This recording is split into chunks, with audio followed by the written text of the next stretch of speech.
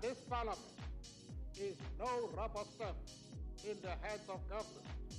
To the extent that the consequences of apartheid still permeate our society and define the lives of millions of South Africans as lives of deprivation, those challenges are unchanged.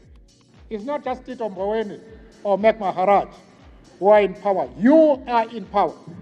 There are problems that you have to address.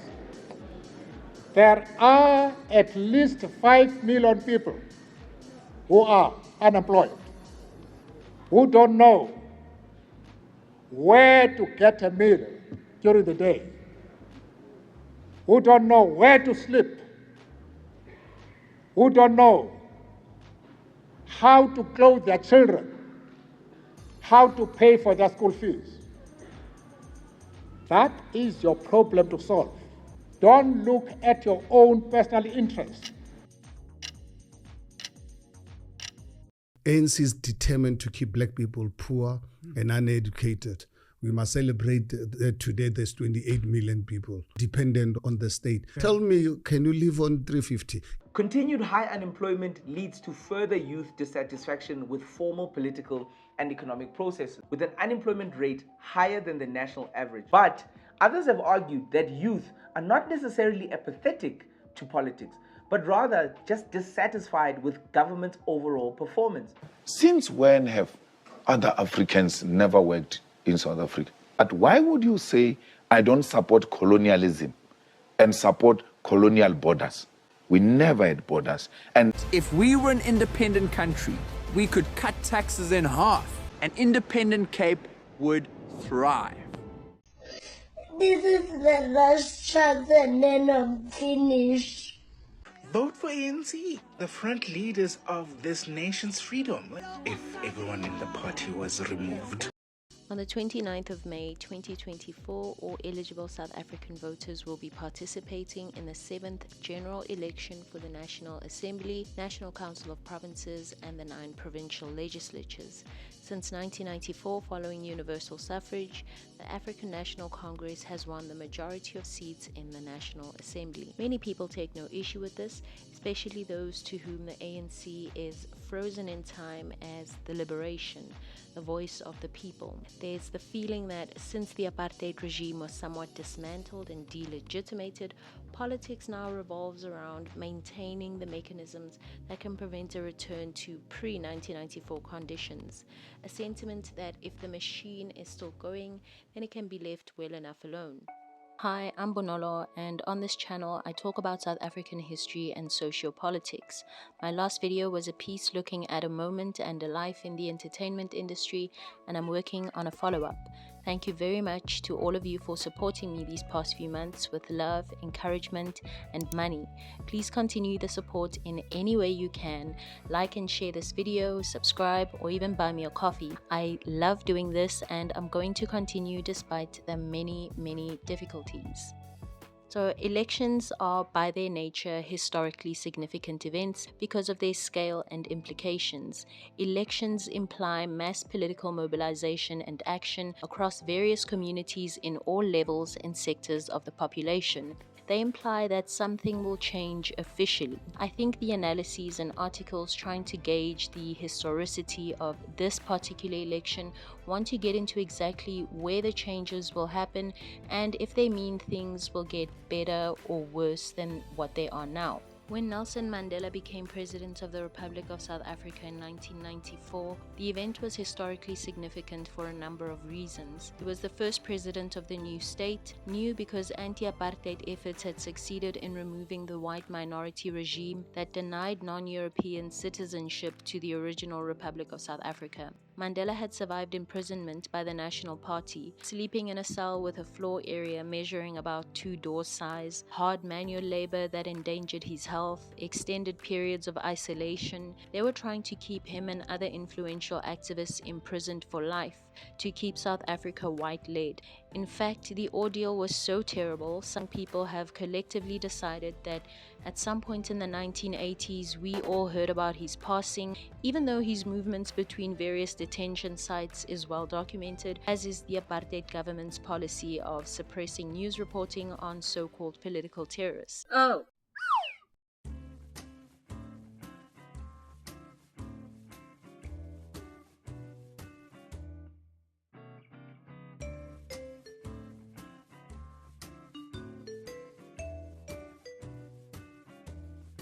All this to say, I don't think anyone saw it coming, as violence had escalated to threats of civil war near the end of apartheid and hope was almost lost. Also, he's becoming president as leader of an organization that had refused to cooperate with the National Party since 1948 and before was the cherry on the cake of liberation.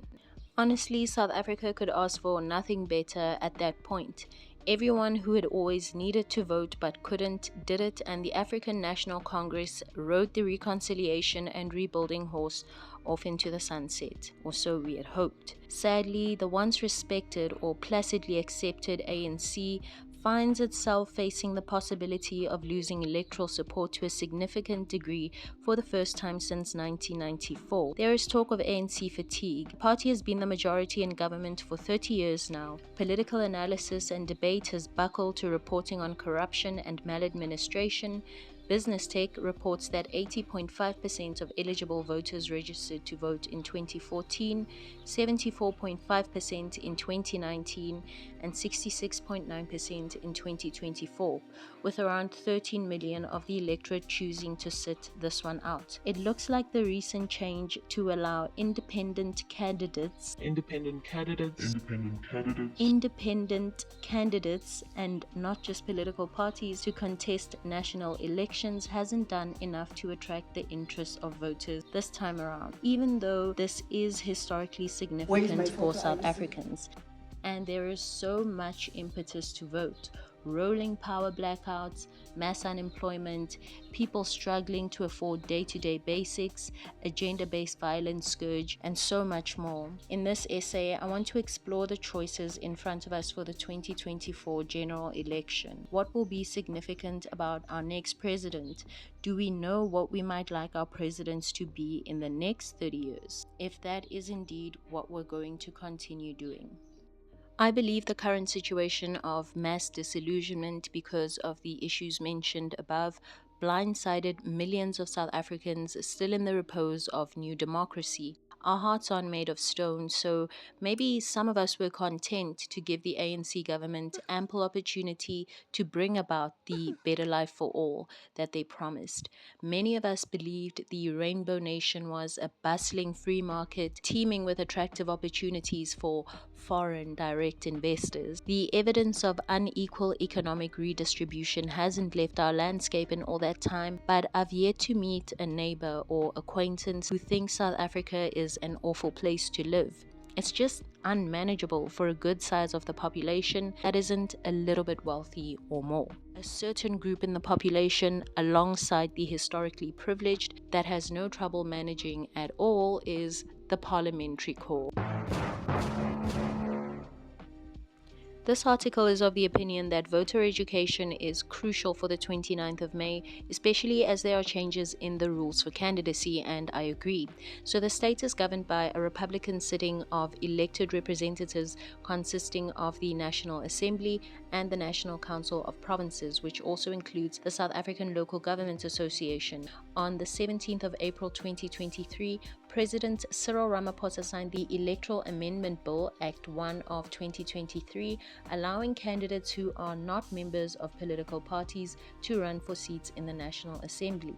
Before, voters chose a party on one ballot, and the Independent Electoral Commission, a constitutional body mandated with keeping elections free and fair, would fill the 400 seats of the National Assembly based on a proportional representation system of closed lists of candidates submitted by the parties contesting, and another ballot for the provincial legislature in which the voter resides. Also a list of parties that must be proportionally reflected in the chamber and the 9 respective provincial legislatures. On the 29th of May, voters will be presented with 3 ballot papers for the first time.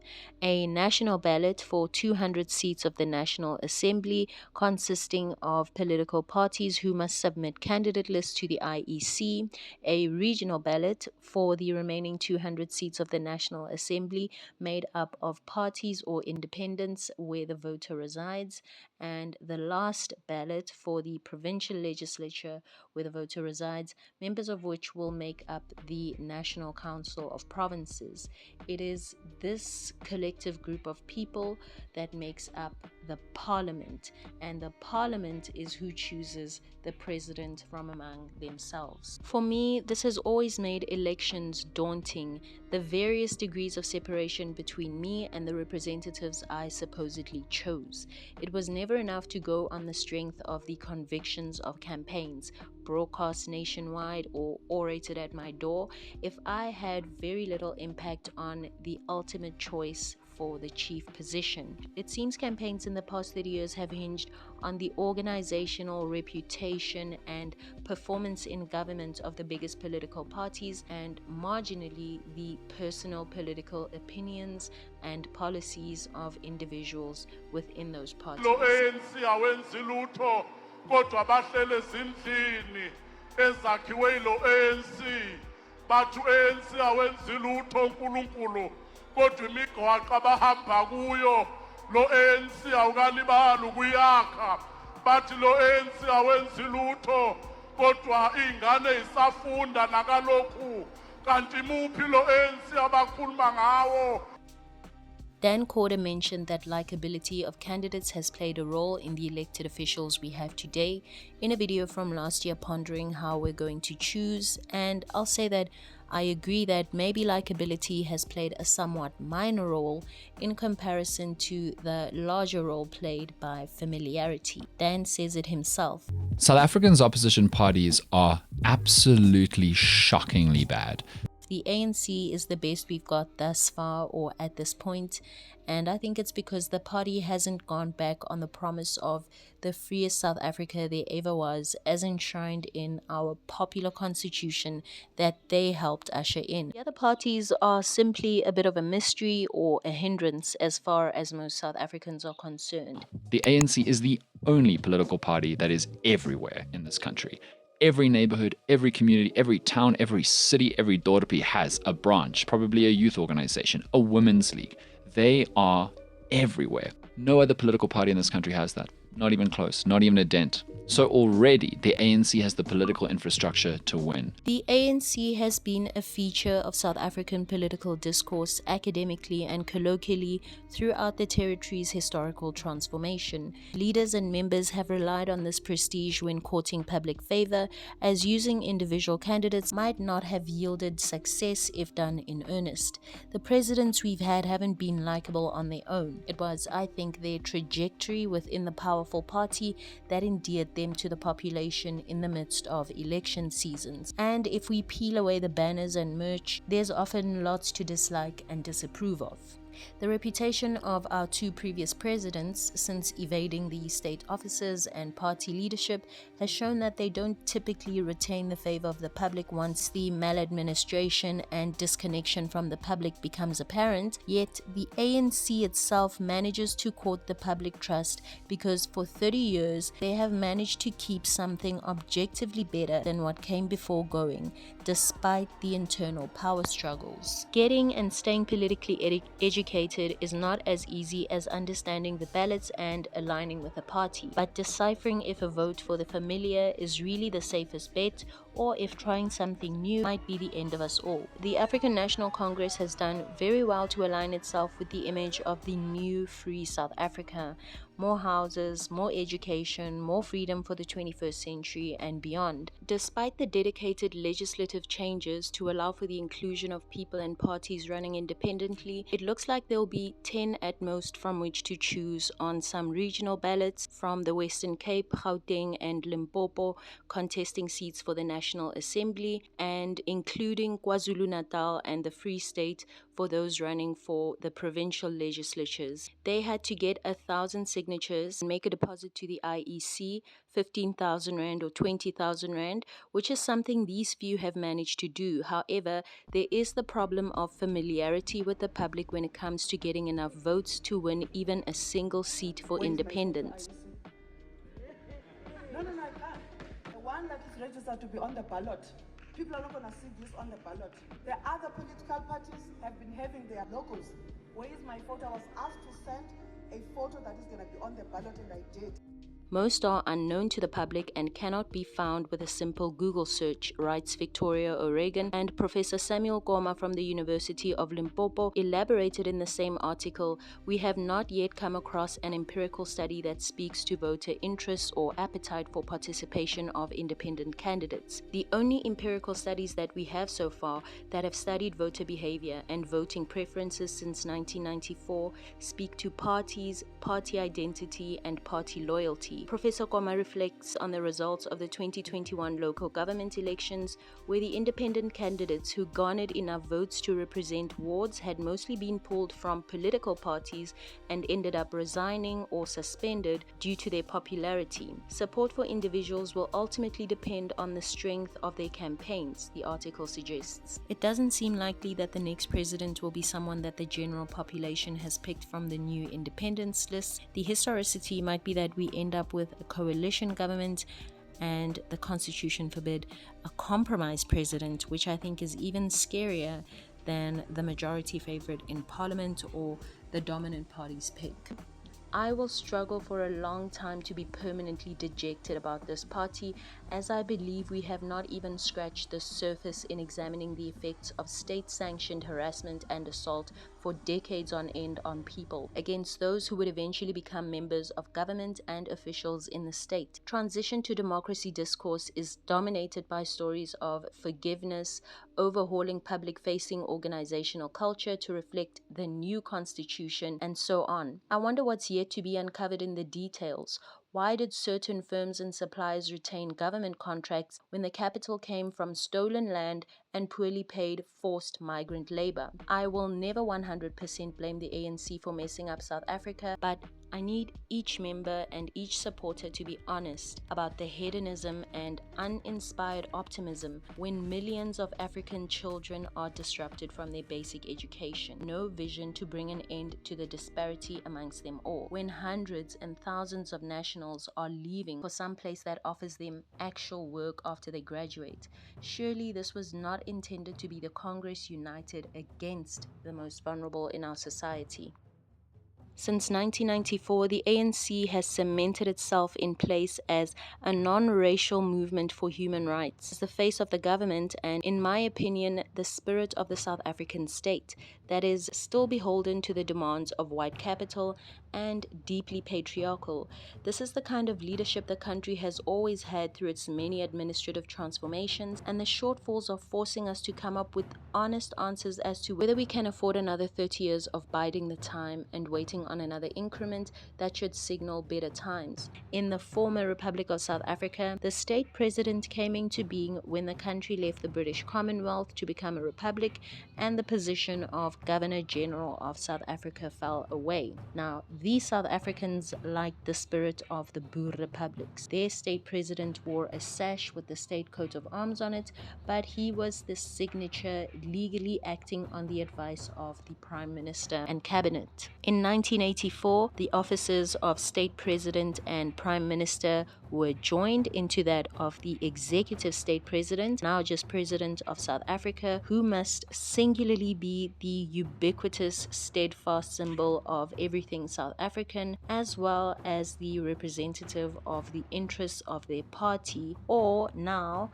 their relevant political community in the case of independence. The position of head of state is usually a ceremonial one in that the holder represents the spirit of the nation or the country in, I guess, mythological sense, more than any official executive powers. The President of South Africa Africa is uniquely, though not exceptionally, both head of state and head of government, as well as the commander-in-chief of the defense forces. While this is not an ANC hit piece, I would be disingenuous not to say that I believe the party will regain devotion to the aims it once had, and I believe many in the electorate cast a vote in their favor to keep the potential in this alive and to see it actualized. They are everywhere, so I don't doubt that membership will remain substantial, but it is concerning that GBV perpetrators, white-collar crime conspirators, and power-hungry aged men find community and opportunity in these organizations and climb high up in the ranks of the party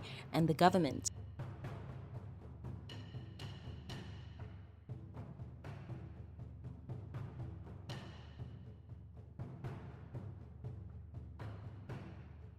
And that goes for the opposition too, as they prove more adept at finessing the enmeshment of their officials and members in dealings that elevate personal wealth and prestige in elite circles. If this is the pool we have to choose from, then we are in crisis, materially and ideologically. For this election and its results to be historic, we cannot afford to give another ANC candidate unquestioned confidence. A historic result for the South African general election of 2024 would be one that threatens the system and its operators with an extreme makeover.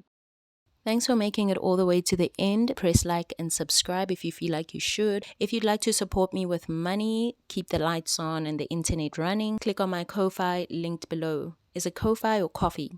Buy me a coffee, please.